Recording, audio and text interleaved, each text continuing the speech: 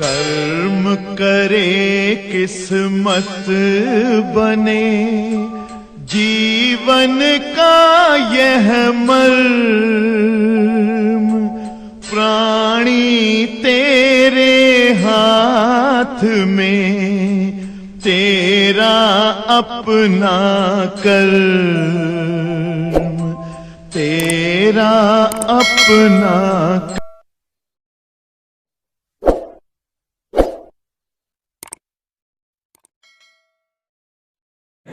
Dear students, हम लोग intensity of magnetic field वो अभी with the help of Biot Savart law यही निकालना पड़ रहे थे। What will be the intensity of magnetic field by some current carrying element with the help of Biot Savart law. हम लोगों ने 4 टॉपिक पढ़ा magnetic field current carrying elements के थ्रू। सबसे पहले बायो-सेवर्ट लॉ के through intensity of magnetic field निकालना हम लोगों ने सीखा। Intensity of magnetic field by any current carrying small segment of straight conductor. कोई एक स्ट्रेट कंडक्टर है और उसका करंट कैरिंग जो है छोटा सा सेगमेंट है डेल्टा एल लेंथ का, और मैग्नेटिक फील्ड उसके थ्रू हम लोगों ने निकाला बायो-सेवर्ट लॉ की मदद से mu naught upon 4 pi I delta l sine theta by r square. सभी को ये डेरिवेशन पता होना चाहिए, it is very important derivation. Biot Savart law के through magnetic field by any current carrying straight conductor of infinite size, ये भी हम लोगों ने निकाला mu naught upon 2 pi I by r. फिर उसके बाद magnetic field by any circular coil at its centre, किसी सर्कुलर कॉइल के सेंटर पर निकाला mu naught N I by 2 R. याद आया? फिर उसके बाद बेटा हम लोगों ने magnetic field by any current carrying solenoid mu naught N I by L, यही आया था ना बेटा। फिर उसके बाद हमने आपको एप्लीकेशन ऑफ बायो-सेवर्ट लॉ बताया। There are 2 derivation for magnetic field. For one या first is magnetic intensity of magnetic field for any circular current carrying circular coil at its axis, उसकी एक्सिस पर मैग्नेटिक फील्ड निकालना Biot Savart law का पहला application था। और हम लोगों ने डेरिवेशन किया mu naught N I by a square plus x square to the power 3/2 और ऊपर ए स्क्वायर, यही डेरिवेशन था ना बेटा। एंड देन आफ्टर हम लोगों ने डिराइव किया magnetic field by any current carrying straight conductor of finite size. कल ही इसका डेरिवेशन हुआ था, थोड़ा लेंदी डेरिवेशन था, याद करिए। Mu naught I upon R square sine phi 1 plus sine phi 2, यही आया था ना बेटा। तो हम लोगों ने मैग्नेटिक फील्ड लेकिन बायो-सेवर्ट लॉ के थ्रू निकाला है। हम लोग आज पढ़ेंगे amperes circuital law. Amperes circuital law क्या है ये पढ़ेंगे, इसका स्टेटमेंट पढ़ेंगे, इसका डेरिवेशन पढ़ेंगे, और इसके बाद एम्पियर्स सर्कुटल लॉ की हेल्प से हम लोग इंटेंसिटी ऑफ मैग्नेटिक फील्ड तमाम करंट कैरिंग एलिमेंट के लिए निकालेंगे। और यहाँ 3 डेरिवेशन हम आपको कराएंगे। Application of Ampere circuital law, आप कह सकते हो कि एम्पियर सर्कुटल लॉ का यूजेस क्या है। Ampere circuital law is a law which is used for calculating magnetic field for any current carrying straight conductor of infinite size, number 1 derivation. And ampere circuital law is used for calculating intensity of magnetic field by any current carrying long solenoid. समझ में आया? कोई long solenoid है और उसके through magnetic field जो बनता है वो हम एम्पियर सर्कुटल लॉ से निकालते हैं। एंड थर्ड डेरिवेशन जो है जो इंपॉर्टेंट है वो है intensity of magnetic field by any current carrying toroid with the help of ampere circuital law. तो आप समझ गए कि हम लोगों को एम्पियर सर्कुटल लॉ पढ़ना है। ये स्टेटमेंट इसका ये है क्या, इसको डिफाइन डिराइव दोनों करेंगे, उसके बाद इसके एप्लीकेशंस। तो बेटा यहाँ हम आपको पीछे कुछ चीजें याद दिलाना चाहते हैं, ध्यान से देखिए। पहले amperes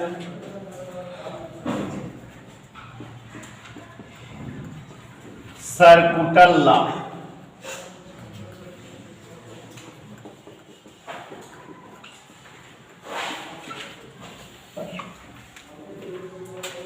ampere circuital law. Dear students, हम लोग इलेक्ट्रोस्टैटिक्स जब पढ़ते थे तो इलेक्ट्रोस्टैटिक्स में एक लॉ या एक थ्योरम पढ़े हैं, गॉस थ्योरम।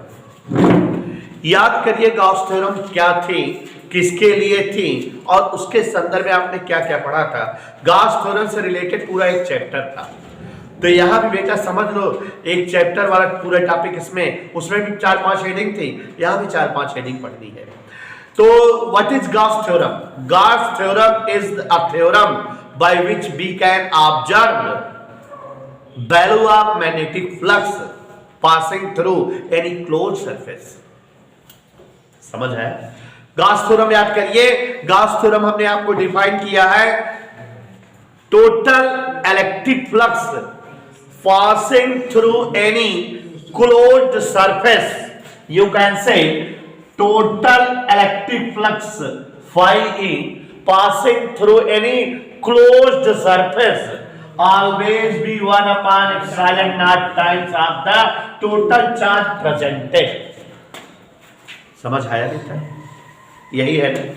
तो गॉस थ्योरम क्या है? निश्चित सिद्धांत, किसी क्लोज सरफेस से गुजरने वाला इलेक्ट्रिक फ्लक्स, किसी क्लोज सरफेस से गुजरने वाला इलेक्ट्रिक फ्लक्स हमेशा जो है वहां पर स्थित चार्ज का 1/ε0 टाइम्स होता है। यही तो गॉस थ्योरम थी। What is the statement of Gauss theorem? Total electric flux passing through any close surface always be 1/ε0 times of the net charge. यही तो था। Yes sir. और हम लोगों ने उस लेसन में इसको स्टेटमेंट पढ़ने के बाद इसका डेरिवेशन पढ़ा था, इसको डिराइव किया था इस चीज को। फिर क्या पढ़ा था? Application of Gauss theorem. Gauss theorem के व्हाट सारी यूजेज।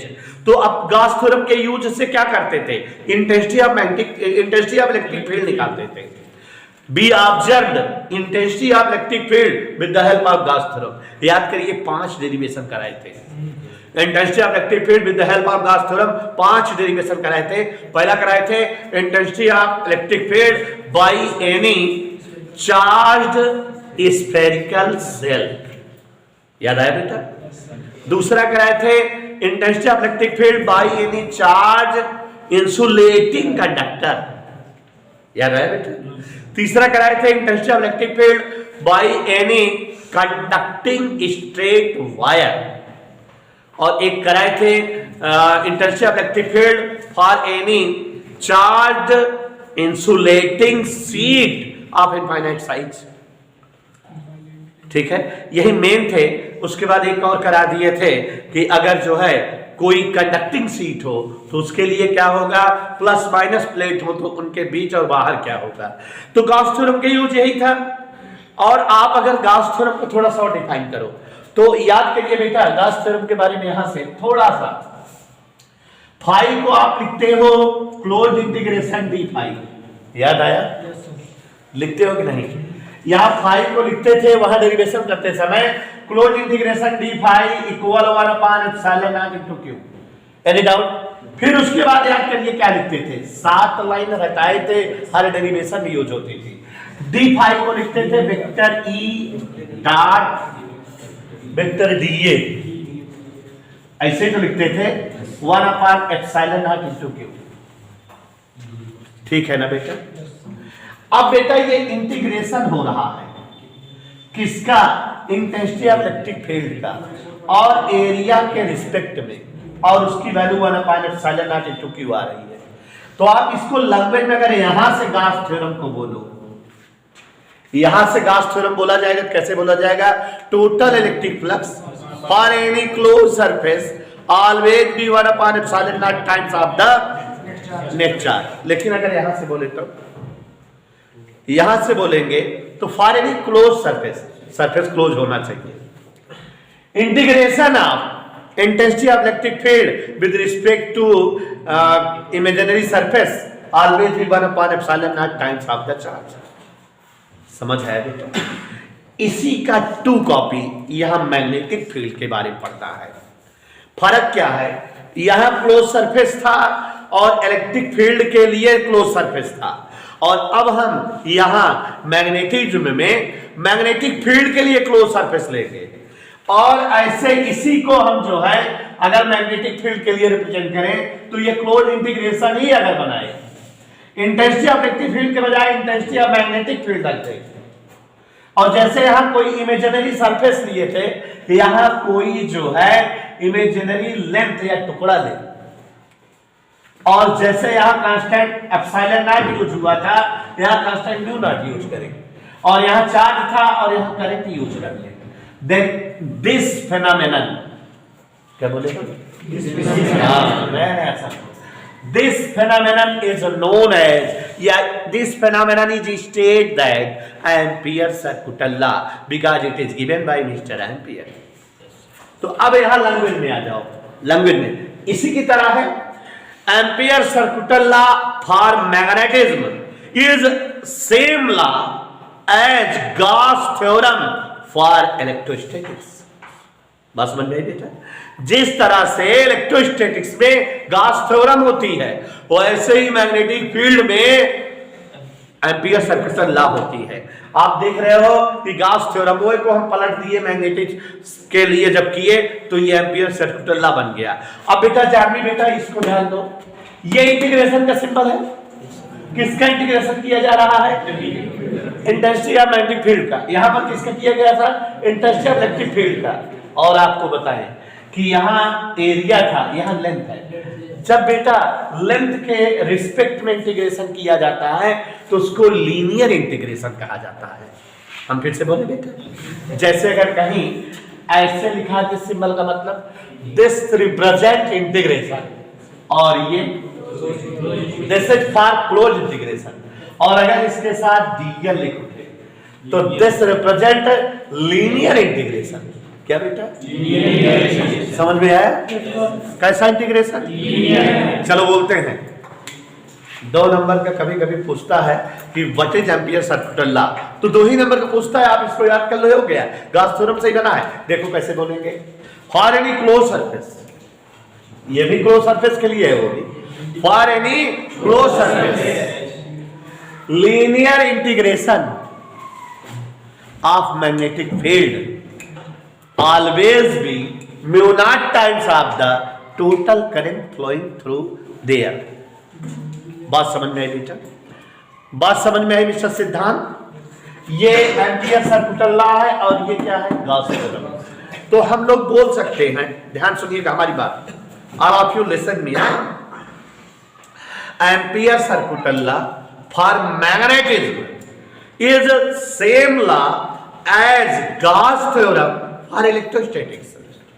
जैसे गॉस थ्योरम है इलेक्ट्रोस्टैटिक्स के लिए कोई लॉ, उसी तरह से मैग्नेटिज्म में एम्पियर सर्कुलर लॉ है।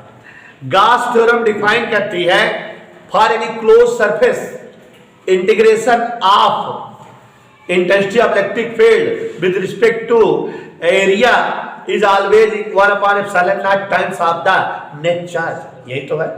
उसी तरह से एम्पियर सर्कुलर लॉ को एक्सप्लेन करना हो तो for any bounded surface, for any closed surface, linear integration of magnetic field always be μ0 times of the total current flowing through it. बस समझ में आई? स्टेटमेंट समझ में आ गया बेटा? डेरिवेशन करा रहे हैं, स्टेटमेंट समझ में आया? देखो एम्पियर सर्कुलर लॉ का मैथमेटिकल रूप ये है। क्या है mathematical form? Integration vector B dot vector dl equal μ0 into I. ये क्या है? Mathematical form of the Ampere circular law. और अगर इसको स्टेट करना हो, बोलना हो, कहना हो, लैंग्वेज में बोलना हो, कैसे बोलोगे? For any close surface linear close बोल दिए तो वो आ गया। For any close surface linear integration of intensity of magnetic field equal to the mu naught times of the net current. समझ में आ गया बेटा? अब देखो जरा जानवी बता रही है कि ये इंटीग्रेशन और ये डीएल, ये दोनों को हम क्या बोल रहे हैं बेटा? लीनियर इंटीग्रेशन न फॉर किसके लिए? बी के लिए। Intensity of magnetic field is always equal to mu naught time of the current. समझ में आ गया बेटा? तो ये हमारा एम्पियर सर्कुटल लॉ है, सभी लोग ध्यान दीजिए। और एम्पियर सर्कुटल लॉ का पहले डेरिवेशन करें, उसके बाद एप्लीकेशन पढ़ें। तो एक बार फिर से mister Asif done look the board.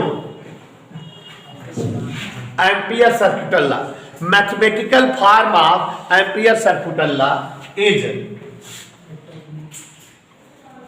Closed integration या for any close surface linear integration of magnetic field is always equal to the mu naught times of the net current.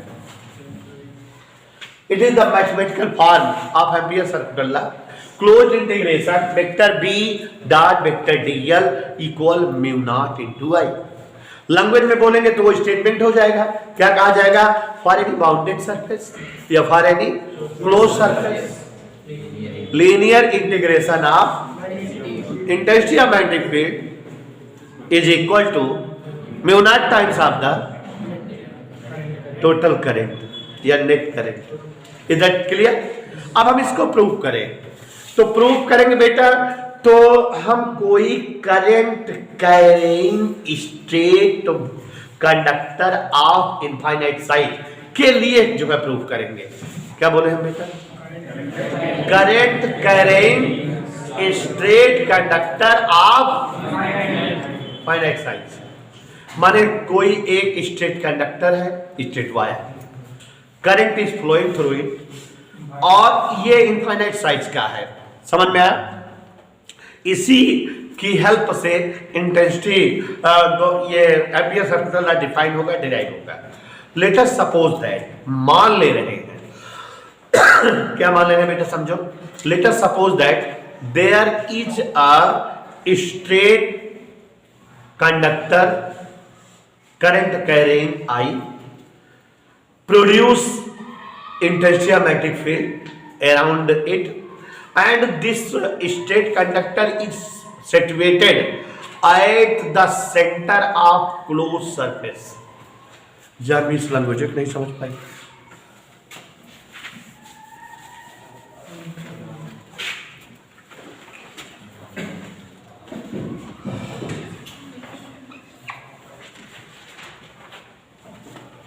Closed integration vector B dot vector dl equal mu naught into I। यही है ampere circular law. इसी को derive करेंगे। देखो हम यहां लिख दिए proof. Look all of you, for any current carrying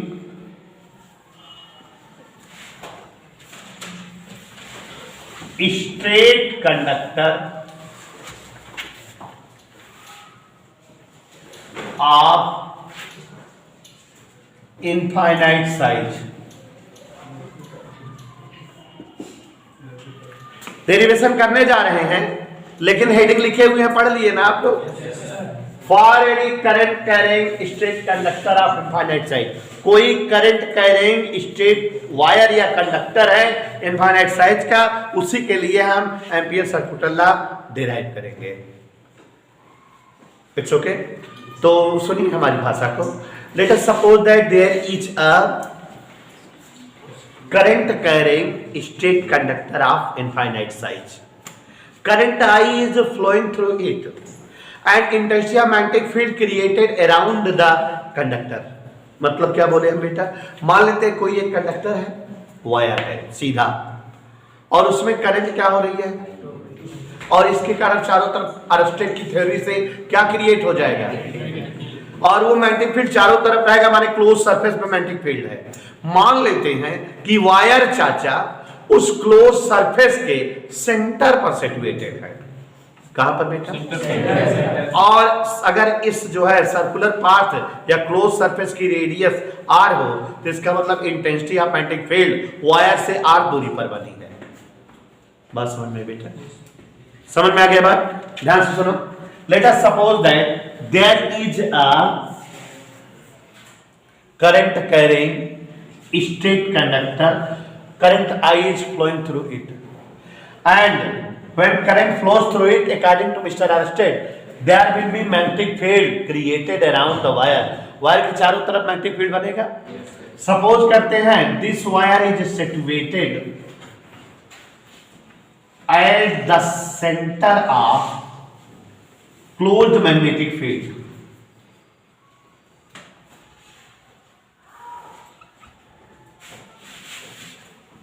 Any doubt बेटा? Here intensity of magnetic field is vector B। Figure का डिस्क्रिप्शन समझ रहे हो? Let us suppose that there is a current carrying straight wire. Current I is flowing through the straight conductor, and hence there will be intensity of magnetic field vector B is created. Let the wire is at the center of circular path of radius R.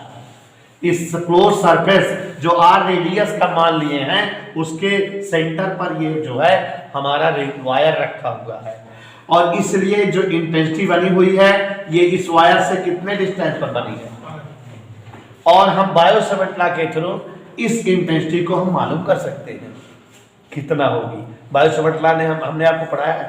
देखो जरा, late figure का description ध्यान दो। Let a current carrying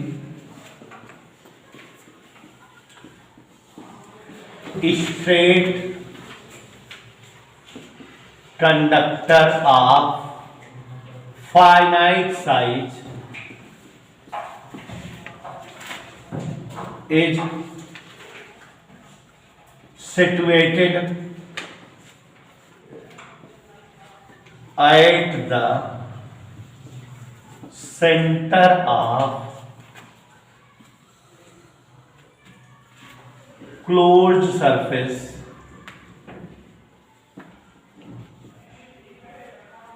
of radius r. Okay,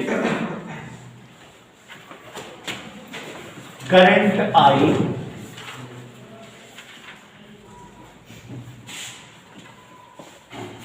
is flowing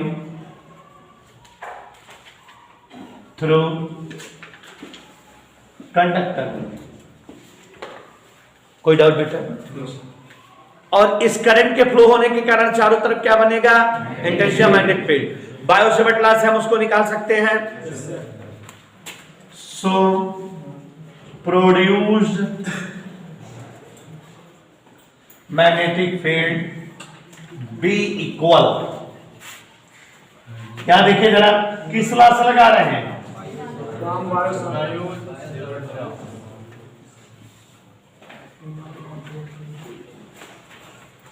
okay, क्या होगा? Mu naught upon 2 pi I by R। ये हम लोगों ने पढ़ा है, याद है बेटा? बायो-सेवर्ट लॉ इनफाइनाइट साइज के लिए इंटेंसिटी ऑफ मैग्नेटिक फील्ड इतना ही तो बताता है। अब सपोज कर ले बेटा, here is a small segment MN of length DL।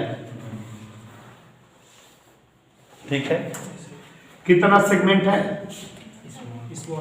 अब इससे पास होने वाला मैग्नेटिक फील्ड डेल्टा B रहा होगा। अगर इंटीग्रेशन कर देंगे तो टोटल मैग्नेटिक फील्ड आ जाएगा कि नहीं, है ना? बस बताने की बात है। अगर हम इस मैग्नेटिक फील्ड का लीनियर इंटीग्रेशन करें, क्या करें बेटा? क्यों लीनियर इंटीग्रेशन करें? क्योंकि वहां लीनियर इंटीग्रेशन की जरूरत है। सो लीनियर इंटीग्रेशन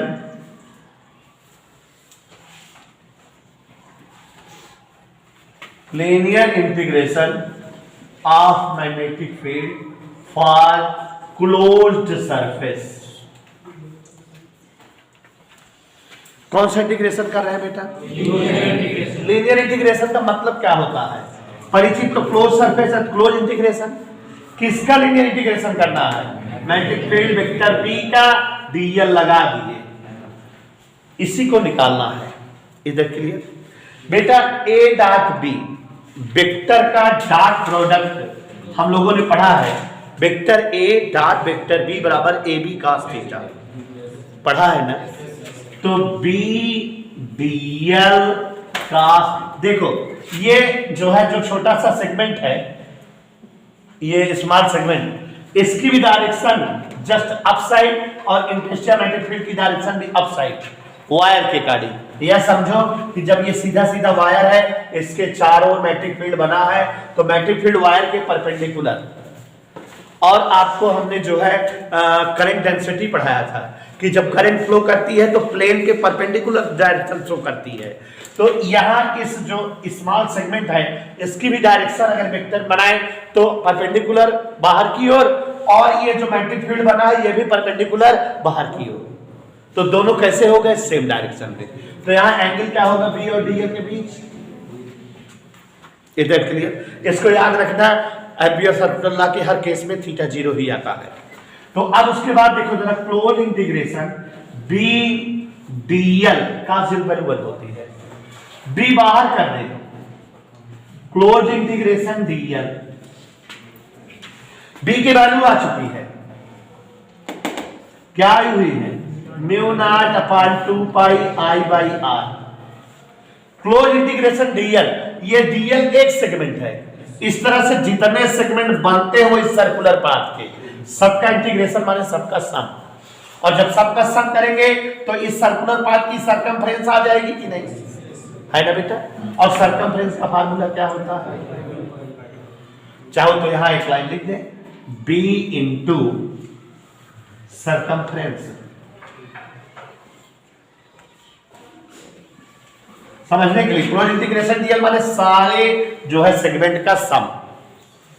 तो ये सरकमफ्रेंस बन जाएगा कि नहीं बेटा, इधर क्लियर, कोई असुविधा किसी को, आगे देखो, 2 पाई से 2 पाई कैंसिल हो जाएगा, आर से आर कैंसिल हो जाएगा, क्या बचेगा, close integration vector B dot vector dl equal mu naught into I, और यही हमारा एम्पियर सर्कुलर लॉ है। इजी तो है बेटा, और इसको हम याद रखेंगे और इसको हम यूज करेंगे अब आगे हर डेरिवेशन में, यही चीज, integration vector B dot dl equal mu naught into I.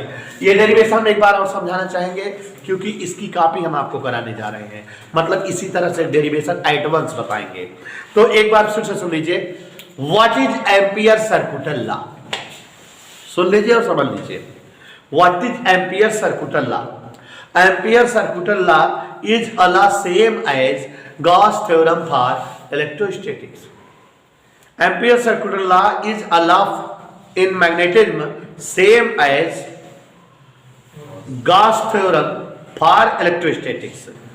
Gauss theorem state that total linear integration of intensity of electric field is equal to 1 upon epsilon naught times of the net charge. But according to Ampere circular law, for any closed surface, linear integration of intensity of electric field, integration vector B dot vector dl is always mu naught times of the net current. It is mathematical form of Ampere circular law. और statement हमने बोल ही दिया। Prove करना हो तो जब हम Ampere circular law prove करते हैं बेटा, तो किसी current carrying straight conductor of finite size के थ्रू प्रोड्यूस्ड मैग्नेटिक फील्ड को लेकर के हम डिफाइन या डिराइव करते हैं। Let us suppose that there is a current carrying straight conductor, current I when flows through it, then there will be some magnetic field produced, and which intensity is vector B, and which is around the wire, hence it is a closed surface. Let the wire is situated at a center of circular path of radius r. समझे बेटा, r radius के circular path पर situated है हमारा ये wire, और इस wire के कारण जो इंटेंसिटी मैग्नेटिक फील्ड बनी है बायो सेवट लॉ के according mu naught upon 2 pi I by R होगी। हमको अपना एम्पियर सर्कुलर लॉ लाना है, तो हम इस इंटेंसिटी का लीनियर इंटीग्रेशन करें। कर दिया linear integration of magnetic field for close surface, integration vector B dot vector dl निकालना है from vector theory. Vector B dot vector dl will become b dl cos 0. Vector b and vector dl both are in same direction. Here cos 0 is 1, hence it is vector b dot vector dl become b dl. We बाहर कर दिया integration dl means sum of all the segments which become circumference of the circular path and which evaluated as 2 pi r. And value of b is mu naught upon 2 pi I by r. 2 pi cancelled, r and r cancelled, and it become integration vector b dot vector dl equal mu naught I. You can say for any closed surface, linear integration of intensity of magnetic field always be mu naught times of the net current. समझ में आ गया?